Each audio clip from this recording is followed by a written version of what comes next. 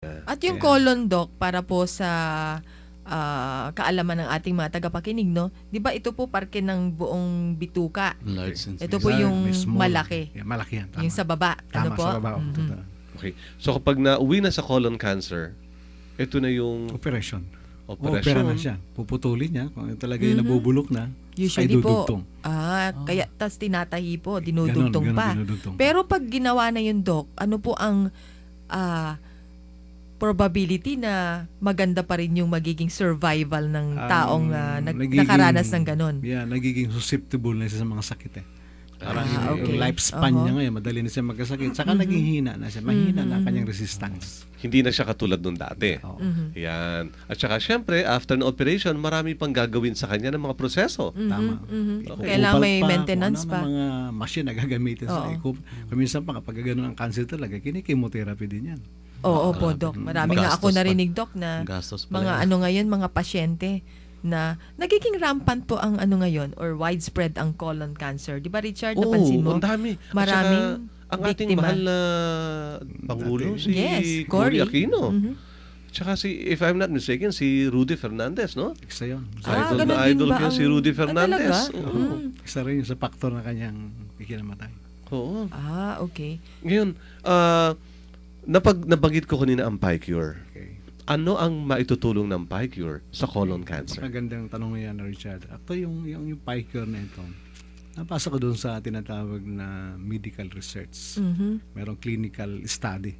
Opo. There are about 3,000 na itong product na ito, it's a yelong na luya kung tawagin, yung pinaka-components niya, ito ay ina-address yung blood. Nililinis na yung blood.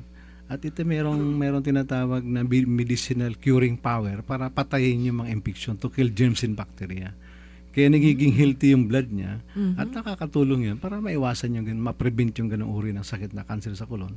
At tinutuloy hindi lamang yung ating product, ina-advise na rin natin silang kumain ng mga gulay. Oh yes, oo. Yan. May combination para ma-balance yun plus yung water. Pero ito kasing components ng ating PiCure na product, talagang ito dinesign ito talaga para sa blood. Bottom line, kasi yung blood natin napakahalaga na ito ay malinis. Kasi yan po yung dadala ng Ang blood natin, ang cellular delivery niyan from heart papunta sa brain natin.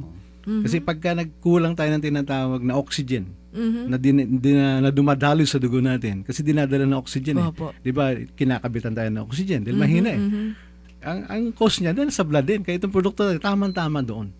Tumutulong ito ng malaki. At maraming mga pasyente na bagaman din natin tinuturing ito ay gamot, ito ay food supplement na nakakatulong para mag-build tayo ng tinatawag na immune army. Itong immune army ito yung mga tinatawag na mga T-cells. Pag marami tayong T-cells sa katawan natin, dahil lang dito sa ating kinakain na ito, itong ating PiCure na ito yung magkukumbat na ina-identify niya yung mga cancer cell. Papatay niya to.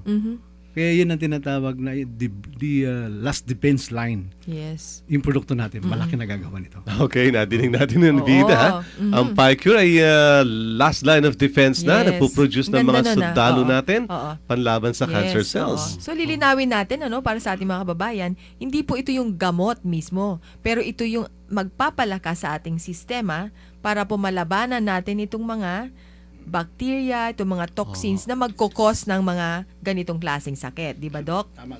Hindi ito ang gamot na binibigay kapag ikaw ay nasa ospital, kundi ito ay galing sa halamang gamot. Ang PiCure. Supplement. Pang-supplement siya, Richard. Kaya nga tinawag na supplement. Saka yung yung tipong pampalakas sa immune system natin. So kahit wala pa tayong sakit, actually, para ma-prevent, di ba? May nag-text sa akin. Alam mo yung sa Charlie's Angels, si Farrah Fawcett, colon cancer din pala. Grabe.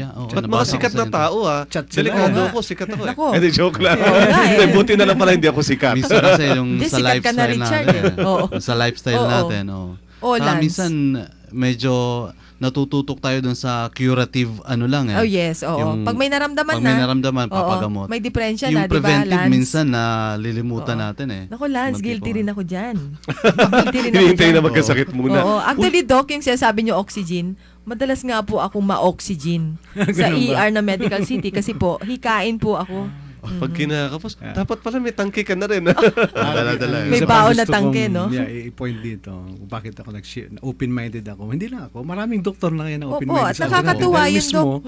Yung World Health Organization, ni-endorse niya sa mga doktor, mga private hospital, na naglalagay na silang hospital na we are open for alternative medicine. Ibig sabihin, dapat na ipaliwanag doon sa mga pasyente kung ano nagagawa nito. We are not against doon sa mga doktor of medicine. Kasi sa tawag namin yan na conventional doctor, hindi naman tayo against doon. Tayo lang, let the patient na mag-decide. Na mamili ka. Kaya doon sa mga private na hospital dyan, binibigyan natin respeto sila na meron na mga doktor na naka-assign din na ang tao, ang pasyente, magkaroon siya ng choice. Mamili siya yung kanyang paraan. Kung ayaw niya magpa-chemotherapy, meron pong alternatibo. Yan ang maganda ngayon. Kasi open-minded sila ngayon. We are giving our people wider options po, di ba? Okay, mga kababayan, ang pinag-uusapan natin dito ay tungkol sa PiCure. Ang Pi, meaning piperine, nagsimula sa siling mahaba. At ang Cure, meaning curcumin, ay nagsimula sa luyang dilaw. Pinaghalo natin yan. Patented blend po ang ating PiCure. Inventong Pinoy, gawang Pinoy. Binabahagi sa buong kapuluan at sa iba't ibang panig ng Europa. Ang galing talaga ng Pinoy. Medyo hindi naman iba, no? Kasi yung na pag-usapan natin yung prevention tsaka immunity, diba? Kasi dito may nabasa akong isang magazine galing sa UK. Parang magazine ito. Dun sa insert siya dun sa Sunday Times. So parang sa Inquirer natin, 'di ba, merong may supplement. May Sunday magazine, 'di ba? Ito rin. Parang yung January 2 or January 3 issue ito sa UK. Ngayong last weekend. Ito pala lumabas sa UK dito. Kasi kasi nandito yung natin Sabi nandito sa 20 most incredible edibles. Ano ba incredible? Kagila-gilalas na pagkain. Nakakain, Richard, no? Tapos itong 20 na to, kinuha to doon sa top 100, So, ibig sabihin, itong 20, yung pinaka. Kumbaga sa 100. Pinili ang 20. Galing ito sa At sa 20 na yon, sa 10 nun. Sa 10 na lang. Sige, kumbaga honor roll po. Honor roll. Yes. Sa top 10. Sa top 10, nandito po sa number 7, yung natin. Yung turmeric. Turmeric sa Tagalog ay? Yung luyang dilaw. Yung sinahalo ko yan, Richard, sa sinigang at adobo. Diba? Actually, yun ang nakalagay dito. Yung turmeric, sikat, lalo na sa mga researchers ngayon, dahil doon sa component na curcumin. Yan ang nakalagay dyan because of curcumin.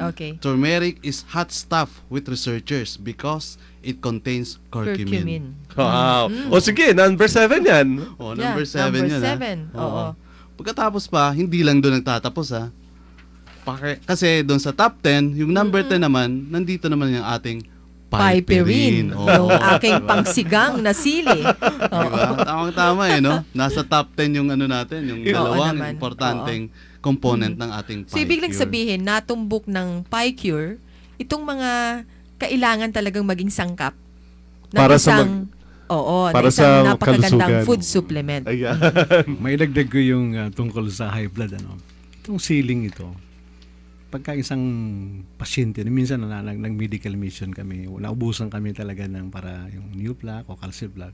Kasi dinurog ko, nilagay ko sa ilalim ng dila niya. Ng dila? After 10 minutes, nag-subside yung kanyang blood Ganun totoo yan. It's really. Kasi po, ina-advise ko yan. Yung sili mismo kasi Doc, di ba po yung sa lugar, di tama yung produkto natin. Yung nilalagay ko sa ilalim ng dila, yung Isordil, yun po yung function nun yung parang magiging manhid siya. Tapos, bumababa yung presyon talaga, Richard.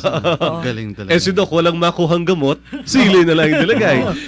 Wala pang PiCure noon Tama ngayon At ito, Doc, ang PiCure ay hindi lamang siya basta sili sapagkat sa 1 kilong fresh sili, 1 gram lamang ang makukuha nating piperine. So, ganun katapang, Doc, ang ating PiCure. Uusok tayo niyan, Richard. Kapag sa may dami ng emergency, sili na to. kapag may emergency, lagay pala sa ilalim ng dila, Doc, ano? Actually, yung sabi ng pasyente, hindi niya man lang nalasahan yung hanghang eh. Sa Talaga ilalim. napakatalam yung BP niya kung gano'n kataas. Kumbaga, parang 200 over 120. Any moment talaga pwede siya talagang ma-stroke. Ma-stroke siya. Pero nung binigyan namin gano'n, after mga 10 minutes, 15 minutes, ganyan, nilagyan namin ng water, pinam ng tubig. Tapos nag-subside siya kagad. At ang taste bud naman natin nasa ibabaw ng dila. Oo naman. Wala sa